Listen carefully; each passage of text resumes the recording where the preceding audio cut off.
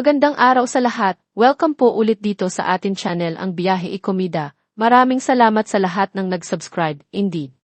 Punta tayo sa atin topic. Hello, Love, Jane naka 85 million sa first day, palabas sa 656 cinemas. Pulang araw, extended ng 2 weeks. November 30, 2023, araw ni Bonifacio. Inihayag ni Catherine Bernardo at Daniel Padilla sa Instagram ang paghihiwalay ng Katniel makalipas ang 11 taon. Kaya malabo na ang pagtatambal nilang muli sa pelikula. Paalam, Katniel. Hello Jane, Kathden. Hindi pa man nagbababang luksa para sa tambalang Katniel, Joy is back sa takilya. 3 sinihan ang pinagpalabasan ng premiere screenings ng reunion movie ng Kathden na Hello, Love, Jane, HLA, noong November 12, 2024 sa SM Mega Mall. Balitang 72 ang midnight screenings umpisa November 13. Bago mag-premiere night ay nabalitang 500 ang mga sinihan nationwide sa opening day ng HLA. May nagsabi sa aming 520 na. Iyong conclave ni Ralph Fiennes, unang napabalita na November 1 ang playdate. Naging November 20 kapag 1, and then naging November 13, tapos ay ibinalik sa November 20. 2 dayuhang pelikula lamang ang tumapat sa HLA, ang Elevation at Sana, Let Me Hear. Iyong Ano Ko Wadaar ay ipinagpaliban din.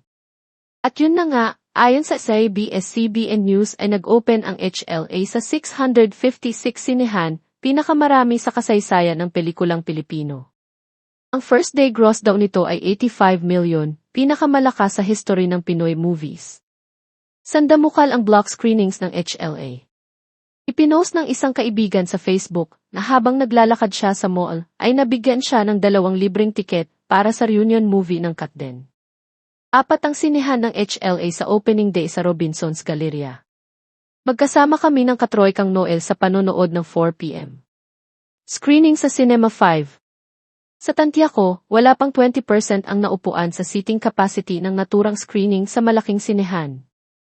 Mas nagustuhan ko ang Hello, Love, Goodbye, 2019 na kinunan sa Hong Kong kesa sa Hello, Love, Jane na sinuting sa Canada. Minor spoiler alert. Naaliw ako sa eksenang hinarot-harot ni Baby, Jenica Garcia, si Ethan, Alden Richards, sa picnic at nanaig ang pagiging marupok ni Joy, Catherine Bernardo. Makadurog puso ang panunumbat kapag ni Joy kay Ethan kaugnay sa pagtataksil nito. Sumagi sa isip ko na iyon ang gustong sabihin ni Catherine sa ex na si Daniel. Medyo nakaka-distract ang ilang product placement. Hello! Maraming fans ang naghihimutok dahil nagkalat agad sa TikTok ang spoilers sa ending ng HLA. Siya nga pala, nitong November 13, Miyerkules ng 2:51 p.m. ay ini-announce ng kapuso writer na si Suzette Doctolero sa X, dating Twitter, 2 weeks extended ang PA 110 episode. Salamat sa mga nanood nito. Ang PA ay ang kapuso primetime series na Pulang Araw, kung saan bida si Alden kasama sina Sanya Lopez, Barbie Forteza, David Licauco, at Dennis Trillo. Ibig sabihin, hindi na Friday the 13th, December 13, ang final episode ng Pulang Araw kundi December 27, na awards night ng 50th MMFF sa makasaysayang Metropolitan Theatre ng Maynila. May mga iba pang kaganapan nitong November 13, Miyerkules ng gabi. Coronation Night iyon ng Mr. Grand Philippines 2024 sa Metro 10 Convention Center, Meralco Avenue, Pasig City. Ang nagwagi ay si Jonathan Perez ng Bulacan, na sabi-sabi kalokalik ni Alden Richards, pero mas kamukha ni Ronnie Ilayang. Sa awards night ng 12Q Cinema International Film Festival, wagi si John Lloyd Cruz na Best Lead Performance sa Asian Next Wave section para sa pelikulang Manislapper.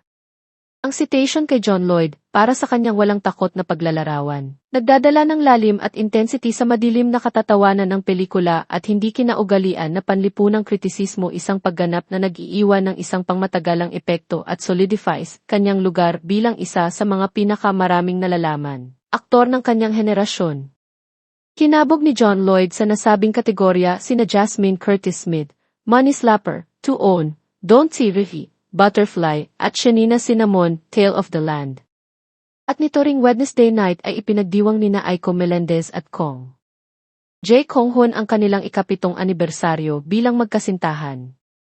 Present sa intimate celebration sa District 1, 9th Avenue, BGC, Taguig City sina Vina Morales, Sylvia Sanchez, Beauty Gonzalez and husband Norman Crisologo, Chavit Singson, at OG Diaz. Nakijaming si Vina at inawit niya ang Time After Time. Highest opening gross ng local film so far ang Hello, Love, Jane at Partida na iyan dahil hindi pa holiday ang opening. Gusto kong makita ang itatakbo ng suporta ng fans sa pelikula. Kapit na kapit ang manonood sa pambansang Lucky Charm na si Joros Gamboa na patok ang mga hirit sa gitna ng pagsiseryoso ni Catherine at Alden. Na-excite ako sa posibilidad na mag-New York. Kasi, compared sa Canada, mas vibrant at colorful kasi ang Hong Kong at syempre New York. Pero magkakaroon pa ba ito ng part 3? Ng pagtatambal ni Alden at Catherine, sana. Pero baka ibang istorya na, lalo pat na ilantad na ang ending. Sa simula ng palabas sa Robinsons kahapon, ang saya lang na makita ang trailer ng MMFF entry ng Star Cinema na And the Breadwinner is ni Vice Ganda. Sana, na ipalabas din ang trailer ng Green Bones ni na Dennis Trillo at Ruru Madrid. Balitang sa ibang sinehan, nakatoka naman ang Green Bones trailer. So, guna sa mga sinehan. Suportahan ang pinaghirapang pelikula ng mga kapamilya at kapuso. Sana naman tumigil na ang mga namimirata. May lumabas kasing post na ganito sa social media. Ang tunay na pag-ibig ay hindi dapat pilit na ninakaw, nararanasan lamang. Mabait na iulat ang lahat ng pirated na Hello, Love, Jane content. Magpadala ng email sa reportpiracy@abcbin.com. Email subject, reportpiracy, Hello, Love, Jane. Pakibigay po ng links ng pirated content. Protektahan natin ang pag-ibig na pinaghirapan ni na Joy at Ethan.